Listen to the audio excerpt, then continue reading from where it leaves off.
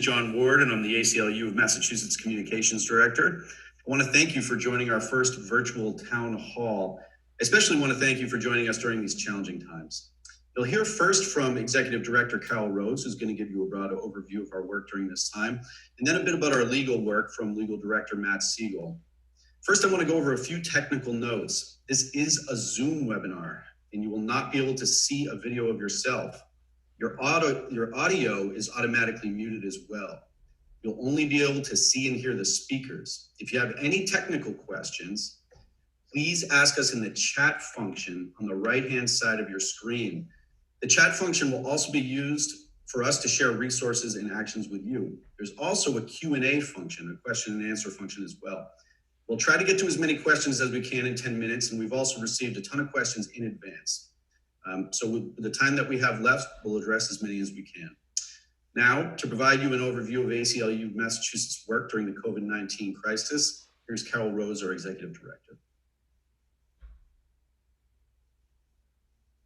There you go. Thank you, John, and thanks everybody for joining the call. And on behalf of all of us here at the ACLU of Massachusetts, we hope you're staying safe and healthy. We do our best over the last 100 years to protect the health and well-being of family and friends, and in particular at this unsettling time. The ACLU's work defending civil rights and civil liberties really has fallen into stark relief. Never has our work been more urgent or relevant. And by being part of the series of ACLU town halls, we invite you to be a part of the work of the ACLU. At 100 years old, the ACLU was really built to lead through crises. Our team of advocates, our litigators, legislative specialists, organizers, public educators, volunteers, and you, our card-carrying members, have been on the front lines ensuring that we emerge from this crisis more resilient and even a more free people. So the coronavirus has been a wake-up call for the world, and it's time to get our collective house in order. I think there's a clear path forward because public health and civil liberties are aligned for good, for public good. And therein lies an opportunity for action and for hope. So stick around and hear how you can get involved, and also be aware of our website at aclum.org to sign up. So here in Massachusetts and nationwide, the ACLU has been incredibly active, as I said, in the courts, the legislature, online, and in the virtual streets.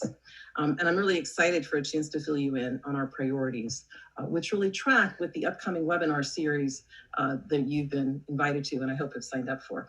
So today, after me, you're going to hear about our number one priority in terms of time, which is getting people out of detention conditions. If the government has locked someone away, taken away their liberty, it's incumbent upon the government to ensure that they don't die in detention.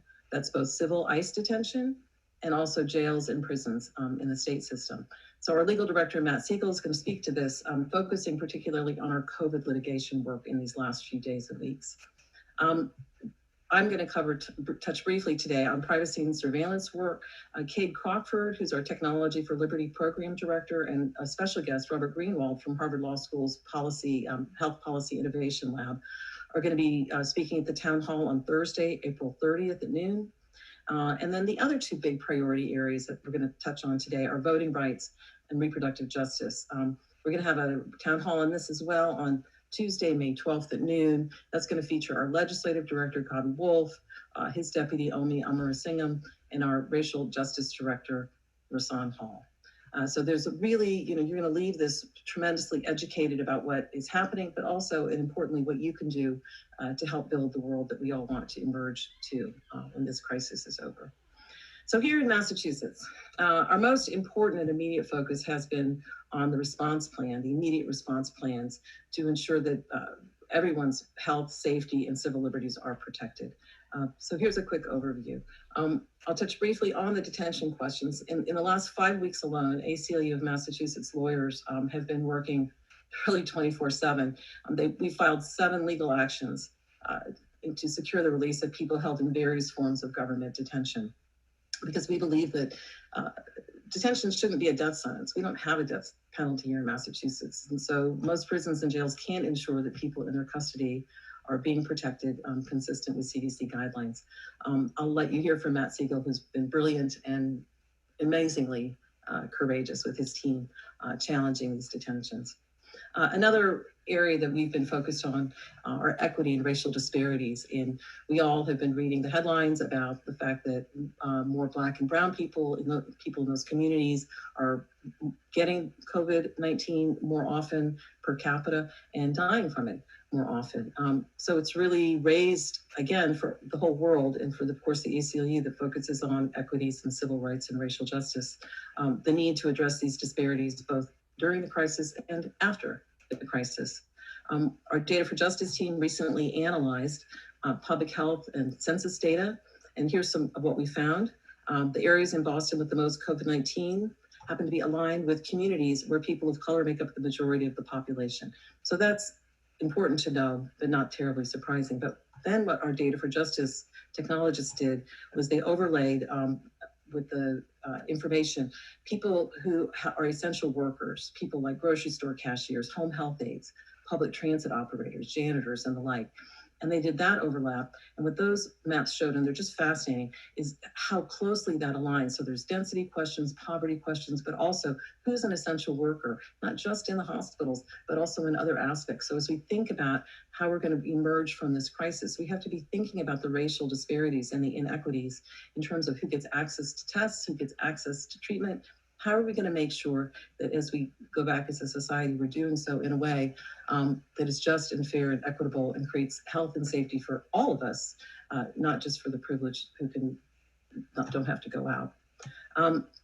So we called on Governor Baker and Boston Mayor Marty Walsh, offered the ACLU as a resource for them, and in many ways have been at the table in conversations with them, both directly and indirectly. One of the first things we did was ask them to start collecting race and ethnic data, including fair distribution of testing and personal protective equipment. And from this advocacy, as well as from other advocates, Governor Baker announced that the state would be mandating the collection of race and ethnicity data on testing and treatment, and is making that information public. He also announced that grocery store workers can now access first responder test kits in Foxborough and Springfield, a move that makes all of our frontline workers safer and all of us safer. At the same time, Boston Mayor Marty Walsh launched a new COVID-19 Health Inequities Task Force to provide guidance to the city of Boston on how to address the inequities in data analysis, testing sites, healthcare services, et cetera, for our immigrant populations. I'm really honored I was invited to, but I serve on that task force, so that gives the ACLU a seat at the table to really try to influence the policies and the way that we respond to this crisis. Massachusetts really can and should lead the nation in protecting public health, while also ensuring that our statewide and local responses account for these racial and economic disparities, because we have to preserve democracy, even as we manage physical distancing. And so that's another reason that we're trying to make sure that these inequities are dealt with. Another top priority for the ACLU is voting rights. So government at all levels needs to make it possible for all people who are eligible to vote by mail in 2020. And there's going to be a likely surge in absentee ballots. We need to begin now to get ready for November of 2020 to make sure that people's right to vote is protected here in Massachusetts and across the country. The crisis is likely to still be with us in November. They're saying it is, so it's not it's very realistic to think we're going to need to create making new ways to make sure people can vote in light of coronavirus. Just yesterday, I sent a letter to Governor Baker, to Secretary of State Bill Galvin, to Senate President Karen Spilka, to House Speaker Bob DeLeo, and others, and basically urging them not only to adopt a way to make sure absentee ballot can continue in the November 2020 election, but to fund it. The legislature needs to step up and provide the resources so that we can make absentee ballots available and all forms of voting available. So it's a combination of executive branch and legislative branch advocacy. And this is an area where we really need your help as ACLU members and supporters to ensure that the state legislature appropriates the funds and that the executive branch creates a way to ensure that people don't have to choose between exercising their franchise and getting a virus, as they did in Wisconsin, where 4 people have died simply because they wanted to vote. So we're going to be asking our members and supporters to email and call their elected representatives in the coming days and weeks. So take that action when you see it in your email box. It actually really makes a difference. The good thing about our state legislature and our government is we're not so big that when you take those actions, it isn't hurt. It really makes a difference. So please do take the actions when you see them in your email box. Related to voting rights is the census, of course. So the ACLU of Massachusetts has long been preparing for the 2020 census. And again, the coronavirus makes us realize that we need to take extra action to make sure that everyone's counted. Specifically, the ACLU of Massachusetts is working with Mass Counts Coalition to spread the word about both practicing physical distancing while filling out the census. So we're marrying those two. So if you haven't already, please do fill out your census. You can actually go online to do that at 2020census.gov after this call and make sure that you're counted. So shifting a little bit to another area, one of our big streams. So we have the detention stuff, we have voting rights. Another area is privacy and surveillance, really sort of how to prevent dystopia, if you would. For the last decade, the ACLU of Massachusetts has had what's called a Technology for Liberty project. We bring together civil liberties advocates with technology experts and data scientists to really think about ways that we can deploy technology in the service of civil rights and civil liberties, and at the same time to create the law to keep pace with the technology to prevent any dystopian uses of it. So during this crisis, we've actually been in really close contact with both developers at the tech companies and political leaders regarding the COVID-19 location tracking, contact tracing efforts that I'm sure you've read about in the paper.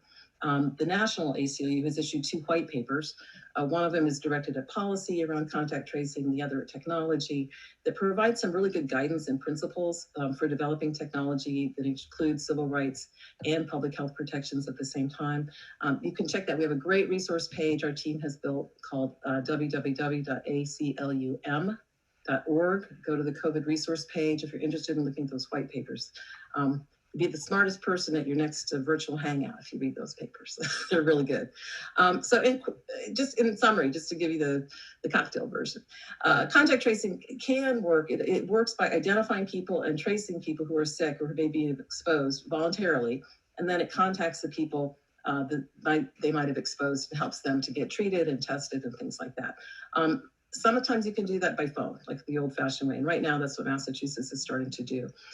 There are some tech companies developing technology-assisted contact tracing, Google, Apple, Microsoft, and others. They're based on sort of voluntary participation using like a Bluetooth technology that's anonymized. So you get a note saying someone in 20 feet of you and your Bluetooth has been exposed. And here's the rub, right? If you can't get tested, it doesn't really work very well, right? So it won't work unless you have sort of widespread and free testing, because somebody might walk by my house, my apartment, 20 feet away, and their Bluetooth pings mine, and I'm not really exposed, but I don't know that. If I can't get tested, either I'm going to panic, I'm going to disregard. So either one of which doesn't work from a public health perspective. So we're really focusing on the need in this kind of technology and others is that people need access to testing. That's the key if people are going to go back to work. So who gets the test? Are they free? How often can you get tested? That's really at this very moment where we're really thinking about on the tech surveillance stuff. And at the same time, really cautioning against some of the false technologies or well-intentioned, but maybe not working. One of those, for example, might be thermal imaging.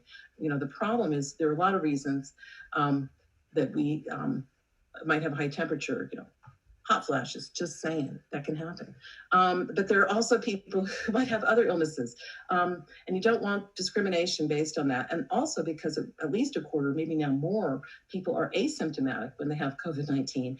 You will get a lot of false positives. People will say, I'm fine, I'm free to go, but in fact, they aren't from a thermal imaging device because they could be shedding the virus without showing a temperature, or people can take aspirin. So some technologies have a lot of promise. Some technologies sound good at first and maybe aren't so great. So our technology team at the Technology for Liberty project at the ACLU is really actively engaged in these conversations. And again, big seat at the table, really trying to shape the world that we're trying to build coming out of this.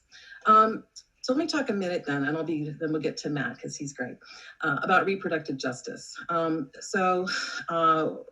we're working on some of these other issues, voting rights, immigrants' rights, detention things, reproductive justice, the barriers to abortion have never been greater. I'm sure you've been watching across the country. There are a series of cases. The U.S. Supreme Court is going to rule on some of these efforts to block actual access to women getting health care and abortion. And a lot of governors are shutting down, saying that abortion care isn't urgent. It's mind-boggling, not time urgent. Like the fundamental misunderstanding of biology, the judges and governors who say that there isn't a time urgency when a person is pregnant. We're lucky here in Massachusetts. Governor Baker did the right thing. He did say that access to abortion care is part of an essential medical service that people have a right to. And we're continuing at the ACLU to work in coalition with NARAL and Planned Parenthood in what we call the ROE Act coalition. We have a bill in the state legislature that's currently paused, but we hope will continue, that would enable people to get access to abortions when there's a fatal fetal anomaly. So a woman shouldn't have to fly to Colorado if the fetus inside her is not viable, especially now to fly to another place. Generally, Colorado costs thousands of dollars. You're away from your family, and now you actually risk getting COVID if you do that. And minors who can't go to their parents, a small percentage of kids, shouldn't have to go to a judge right now when access to the courts is already virtual and not really there. They should go to a doctor. So this bill, the ROE Act, again, like much of our work, just really highlights, this crisis has highlighted how common sense a lot of the reforms that we're putting forward are, how public health-like so many of the reforms we're putting forward are. So our work with on the ROE Act and with the ROE Coalition continues, and at the national level, the National ACLU is fighting in the courts to ensure that women retain access and all people retain access to our bodies. So then the other thing I just wanted to say is that a lot of our work here in Massachusetts, just how we're running the ACLU, has changed, but I think it can be for the better. And the fact that so many of you are signed up today gives me hope that we're going to be able to continue to build what we're trying to do. The work looks different. Our oral arguments are happening on conference call lines. Social distancing guidelines mean legislators don't come in to vote at the State House. And a lot of our online one-on-one volunteer work has now moved online. But thanks to the internet and Zoom and our great tech team, we're able to do this and to stay in touch with you over time, and hopefully to mobilize you with us to get the work done that needs to happen. The pandemic has upended our lives in so many ways, but the need to defend our country's most fundamental values and our most vulnerable populations, it really can't wait. So the ACLU continues to fight for you, continues to fight with you. We need you virtually, but in real time and with real impact. So thank you. Carol, thank you so much. It's an incredible overview of all the work that we're doing. I really want to remind the audience that they should visit aclum.org for a more in-depth look at this massive quantity of work that's going on for civil rights and civil liberties. I also want to remind the audience that's on right now that if you have questions about anything Carol said, or if you have questions about what Matt is saying during his presentation, to drop it into the Q&A function. From there, let's just move on to Matt Siegel so he can give us an overview of our legal work during this time. Thanks, Matt. Thank you, John, and thank you, Carol.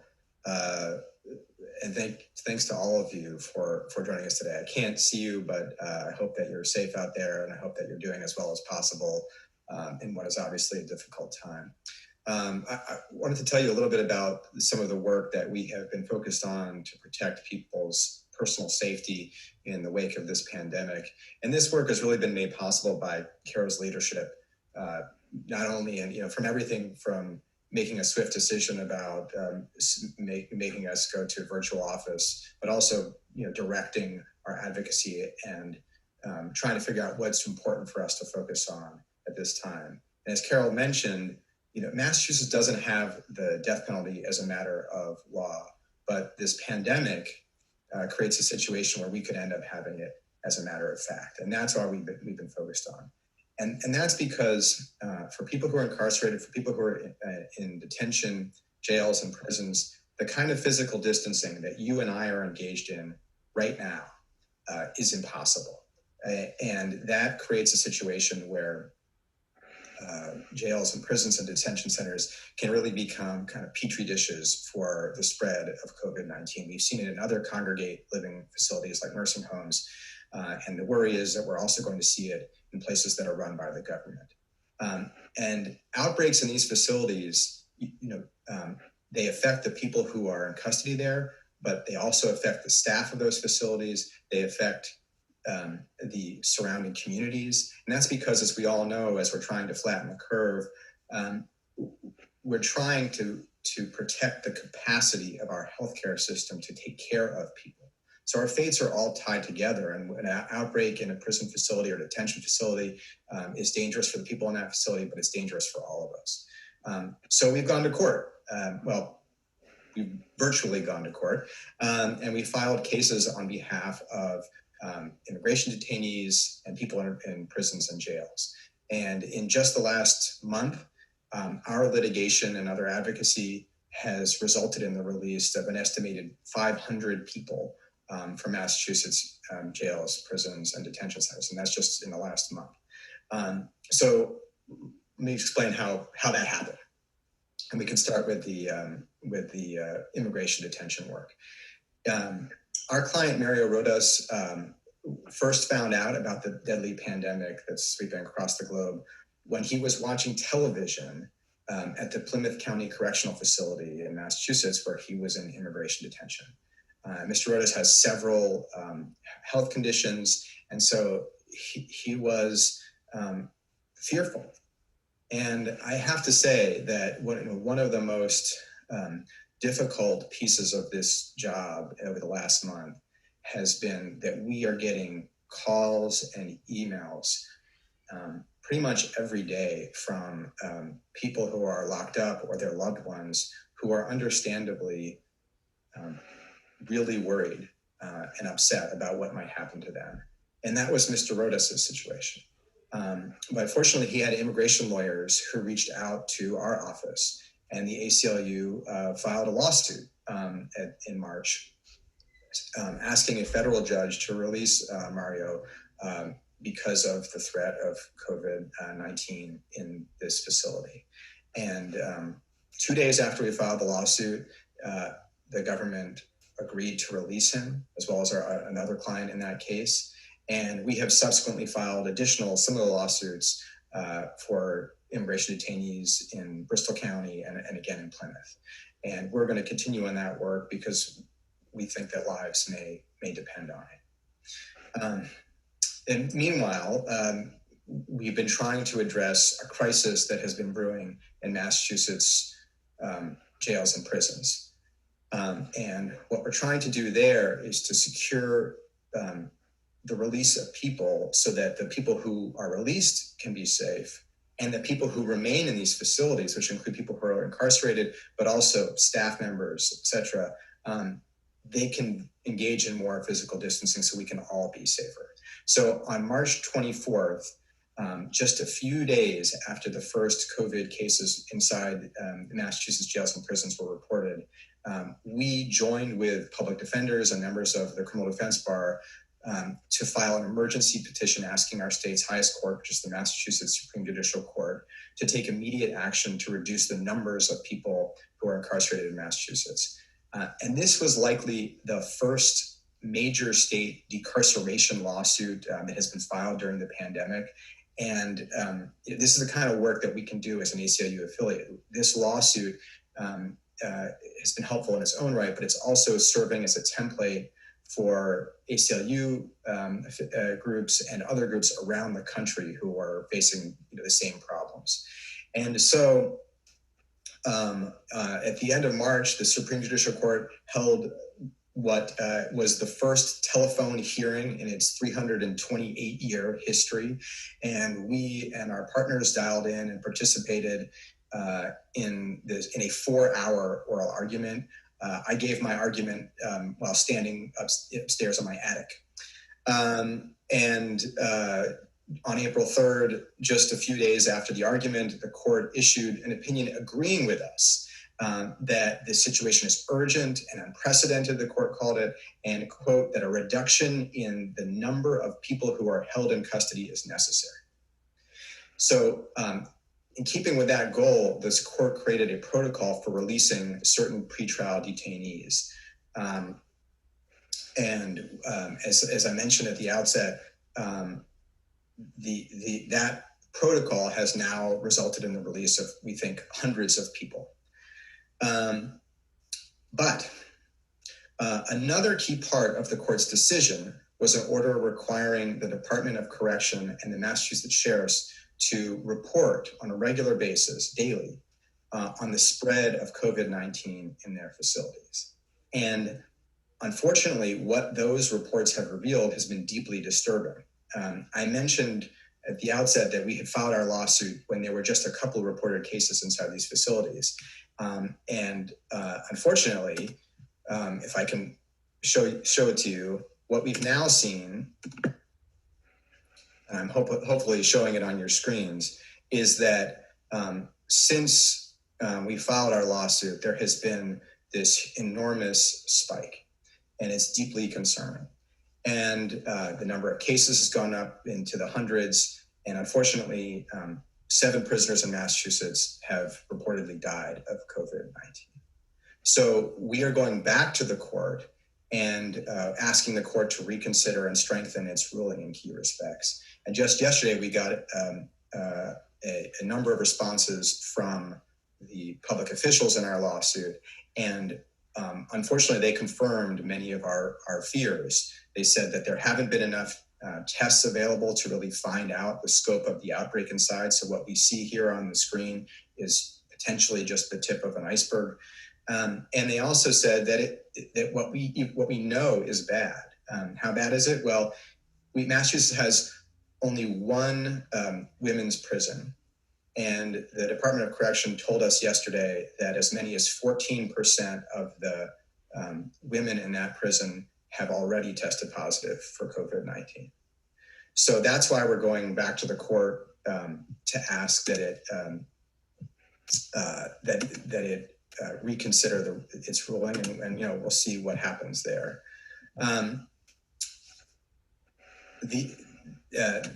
Meanwhile, we have a federal prison system in this country, and we have also brought a lawsuit against the federal government based on behalf of people at the Federal Medical Center in Devens. Devens is a medical center that houses some of our oldest and most vulnerable federal prisoners, and so we want to protect them as well. And we'll see what the court does. One thing I will say, just as a theme that runs through this work, and I think through all of our lives right now, is we're having this Zoom call. We've changed our lives, all of us, rather completely, probably just in the last month. And so that is a recognition that extraordinary times call for extraordinary measures. And, that's exactly right for our lives, but it's also right for the ACLU and for our advocacy. When large groups of people have their rights violated or put in imminent danger because of the conditions of their confinement, we have a responsibility not just to let that happen, but to try to craft bold, sweeping reforms. And this has been our perspective, even when there hasn't been a pandemic. One of the roadmaps that we're using right now in these decarceration lawsuits are the lawsuits that we brought in response to the huge drug lab scandals in Massachusetts. As some of you might recall, there were former state chemists Annie Dukin, Sonia Farrick, who committed misconduct that tainted thousands of cases. And the criminal legal system really didn't have an existing mechanism for sweeping away thousands of tainted convictions all at once. So we had to bring innovative lawsuits asking the Supreme Judicial Court to craft new solutions for that problem. And that's what it did. The 2 drug lab cases brought by the ACLU have now resulted in more than 61,000 dismissed drug charges across more than 35,000 cases. And so the litigation that we're doing right now, is keeping with that. And that the drug lab litigation has resulted in, since you're at home, I'll mention this, it's resulted in a Netflix docuseries called How to Fix a Drug Scandal. So if you're looking for something to watch, that's out there. And the work that we're doing right now is we're not trying to create a sequel. But what we are trying to do is use our unique position as a state affiliate of the ACLU and our track record of creating structural change to craft solutions that will prevent injustice and we hope save lives. So thank you for supporting the ACLU. Thank you for being on this call, and stay safe. Thanks so much, Matt. We're going to move into the Q&A portion of the program right now. And again, I want to remind people, if they have questions live that they want to ask, just drop it right into that Q&A function on the side of the screen. Carol, the first question is for you, and we received this question basically in theme and also in substance from a lot of people, including people who are live on right now, but also in advance. It's a general question, but I think a really important one. How do we balance as a society public health with individual rights during a time like this? Yeah, no, it's a really important question, and one that I've been spending a lot of time thinking about, because I actually think that more often than not, civil liberties and public health are aligned. So a lot of our work of making voluntary compliance possible by making sure access to medical care and testing is equitably available is a way to make sure that we don't have a government that has to use law enforcement to try to get public health outcomes, but rather we use public education, and voluntary compliance is really important. But we've always recognized that some emergencies require extraordinary measures. This happens in times of crisis, but they have to be scientifically justified, first of all, and they should be no more intrusive on any individual liberties than absolutely necessary. So, for example, measures that restrict movements, they need to be reevaluated at short intervals to make sure that they remain justified, and also, importantly, that they don't include sort of discriminatory and unreasonable enforcement powers of the state that then never go away. So we're really watchdogging that a lot and paying a lot of attention to it. And I think people are relying, and justifiably, on the ACLU to protect those rights, both during and particularly after the crisis. So we're watching to make sure that we, in Massachusetts and across the country, really avoid false trade-offs between safety and liberty. We can be both safe and free. Thanks, Carol. Wayne from West Roxbury asked a really important question, because the government is in crisis response.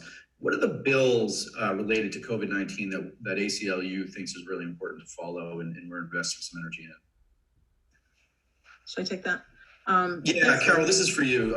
Massachusetts State House bills. So I just heard yesterday that there are 91 COVID-related bills in the state legislature, which is, mind-boggling, but not surprising. So the legislature took some immediate good steps in responding to the crisis. They really quickly passed a coronavirus aid package. They waived the 1-week waiting period for unemployment benefits. And then there are a lot of other bills that we're tracking. One that we supported was the House Security Bill, which was actually just signed into law this week by Governor Baker, which presses pause on evictions and foreclosures during the pandemic. So that's just pressing pause. We don't want to have people being made homeless on top of all the other things that they're trying to deal with, in part, again, because it's not just a civil rights or civil liberties issue. It's a public health issue. We don't want people, if we're asking people to physically distance and physically separate from others, we want them to be able to stay in their homes in order to do that. So there's really harmony between civil liberties and public health. We're also calling on legislators right now to pass emergency paid sick time for the same reason. It provides about, I think, up to 15 days of emergency paid sick leave, in addition to standard sick time, so that people can care for themselves and their loved ones. And that's another important way to make sure that public health and civil liberties are both protected. And finally, we're also working with officials and legislatures, as I said earlier, to make sure that we have access to the ballot. That's a very big priority for the ACLU, is voting rights. And so we're working with both the executive branch and the legislative branch to work on those. And there are going to be more bills coming out, but that's sort of the highlights for now. Thanks. Thanks, Carol. Matt, this next question is for you. We've received, a bunch of questions along this line, but Penny asked us, what has happened to immigrant children right now, those in detention, particularly along the border, but generally speaking, what's up with it right now? Well, that's a really good question. As many of you know, the ACLU of Massachusetts is deeply committed to protecting immigrants' rights, particularly during this administration. And that's been true whether there's a pandemic or not. But this question is right on point, because there is a real fear that the pandemic and the restrictions around it are going to exacerbate all of the problems that we have been seeing. So as many of you know, the ACLU successfully sued to block the Trump administration's family separation policy and to try and to reunite families. But we know that the border doesn't go away just because we're in our homes. So in March, while doing all of the decarceration lawsuits that I mentioned before, we also filed our second challenge to the Trump administration's cruel return to Mexico policy, which is a brutal way that the administration has been trying to basically destroy the asylum system in this country. Under this policy, the administration has forced maybe 60,000 asylum seekers, including families with children, back into Mexico, where they have a grave risk of kidnappings and other kinds of terrible things that can befall them. And in this lawsuit, we have a hearing that's now scheduled for a week from today over Zoom, and we're going to argue that the policy is illegal. Meanwhile, we know that since the pandemic began, the government has been expelling migrants at the southern border, maybe 10,000 of them. And the ACLU has again responded, and what we've said is that this isn't the time to scapegoat and hurt people who need our help. If we want to limit the scope of the pandemic, there are things that our immigration enforcers can do. They can release people from immigration detention. They can't engage in physical distancing. We can suspend the interior enforcement so that we're not having needless physical interactions. So there, just like in our criminal justice work, what we're focused on is our strategies for helping to protect immigrants, protect government employees, and protect the public. Thanks, Matt. Carol, I'm going to shift back to you and back to the topic of public health. This question is from Emma in East Hampton. Emma's wondering, what sort of positive changes to our healthcare system would you like to see come out of this crisis? So sort of projecting forward to the future, what can we change and what do we want to see happen? Gosh, that's a great question. I mean, this crisis has really enabled the ACLU to join forces with a lot of people in the medical and the public health field in a way that has been really, really helpful. We're on the executive committee of the Mass Public Health Association's Equity Task Force, responding to COVID, for example, and otherwise really building those relationships. So I think public health and civil liberties protection are intricately linked as we go forward. So we're really taking ambitious steps and thinking ahead again around the corner about what can we do to create healthy, thriving communities for everybody. Obviously, this pandemic has really laid bare the inequities, the deep inequities, structural and otherwise, in our healthcare system. We're paying attention to them in the course of the virus around things like standards of care that were discriminatory, and access to testing and things like that. Those are the current battlegrounds on those access to healthcare inequities. But I think that the larger question coming out of this is, why were those inequities there in the first place? What can we do as a people? It's obvious that when we need to, when we want to, we can make change happen in the society. Matt was referencing that in the detention context, but it's true in the public health context as well. There's no excuse to have these kinds of inequities. And when we come out of this, we have to turn our attention to making sure that those inequities go away. And there's a range of ways to do that we talk about all the time in terms of access to medical care. But the most important right now is to raise that battle, highlight it. By pushing for data collection, we're able to document it, to map it, to illustrate it, like with the map the chart that Matt showed, and we have maps and things like that. It's undeniable. And this, sadly, is giving us an opportunity to map it in a way that is so stark that we hope, and we are going to work shoulder to shoulder with groups that are pushing for equitable access to public health and to healthcare, and to overcoming the digital divide with the kids with their laptops at school, and all of these issues around racial justice and socioeconomic justice. we have to turn this into change for the long run, not just change during a crisis. So I think that gives us a horizon and a place where we need to move as a people and as an organization. Thanks, Carol. And we got time for a couple more questions. We'll try to squeeze them in. I want to pivot back to Matt for a couple minutes, back to the topic of incarceration during this COVID crisis.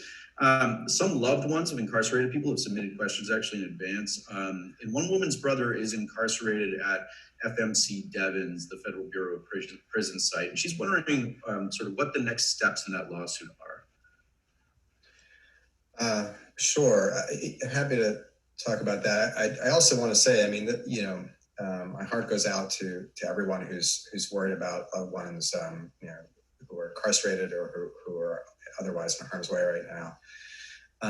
And, one of the more frustrating things we've heard since beginning these lawsuits is people will say, well, we can't release people because, they have nowhere to go. They would just, sort of roam the streets. And, for so many people, that's just not true. I mean, these people are loved. They have families, and the families who want them home and want them safe.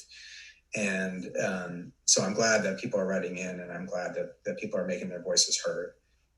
In our lawsuit, we're going to keep fighting for the class of people that we're seeking to represent.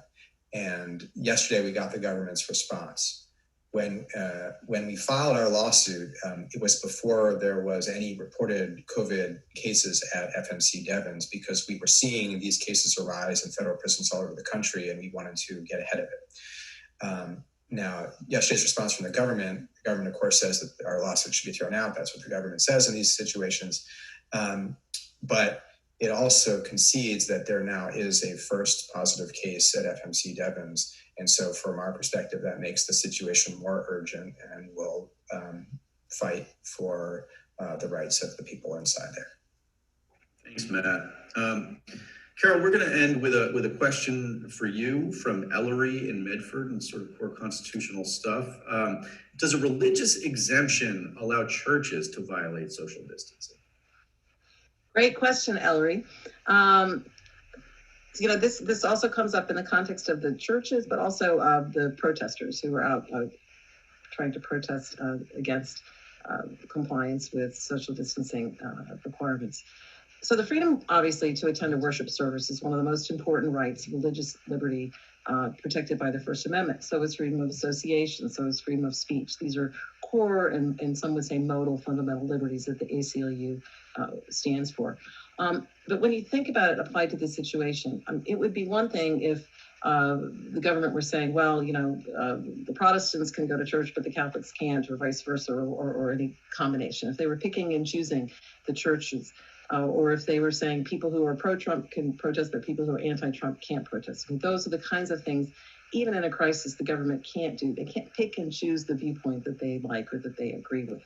But what the First Amendment also says is that when the government has a compelling interest and there's a neutral and reasonable time, place, and manner restriction applied to everybody, whether it's churches or non-churches or to rallies across the board, regardless of your political viewpoint, because there's a competing interest, in this case, a pandemic, I would submit that the courts are pretty likely to say that the government has a compelling interest that overrides having a reasonable time, place, and manner restriction, that overrides those rights. But that noted, the ACLU is paying attention. If that were to become a viewpoint-based discrimination, for example, that's a place the ACLU would be entering in. But the neutral time, place, and manner restrictions that are based in science, based in public health, I would submit the court is going to uphold, and probably should, because I think the result isn't just that the people who want to gather together, that their lives are at risk, but in fact, they create a public health risk for everybody else, the people they go back to, the people they pass. And so this is a situation where I think the balance between individual liberties and civil rights has to be struck very case specific and very, in a crisis, is often not the time that you want to be going to court to try to make law, because he could really make bad law. So we're watching the whole situation around the restrictions and making sure that they're narrowly tailored to achieve the reasonable government needs and public health needs. of the society, and that they don't continue beyond the time that they're necessary. Thank you so much, Carol. Folks, we are out of time. I do have a few housekeeping items before I just want to turn it back to Carol for just a couple last comments, but I'm just going to go through a couple of housekeeping items. One is if you want to sign up and get involved in advocacy of the ACLU volunteer program, go to aclum.org/volunteer. That's a great way to start. The other thing is, don't forget to register for our other virtual town halls. We're having 2 more, and you can find them at aclum.org/events. Our second town hall, as Carol mentioned, is about privacy in the time of COVID-19. It's at noon on Thursday, April 30th. And our final town hall is about voting rights and abortion access. And that's happening Tuesday, May 12th at noon. Carol, I do want to turn it over back to you for a few seconds, just so you can sign everybody off and see if you have any last thoughts. That's great. Just thank you so much for caring about civil rights and civil liberties and for being part of the ACLU community. We need you. We need you to take those actions when we ask you to. As I said earlier, it makes a really big difference when you respond, make those calls, respond to those emails, and tell your friends too. It's a fun thing to do, and it makes a really big difference. So we have agency. We can make a difference. And this opportunity is a scary time, but I remain hopeful because I know that if we all work together, we can achieve so much that we wanted to achieve even before this crisis and that we have to achieve in light of the crisis. So thank you. Thanks so much, everybody. See you soon. Take care.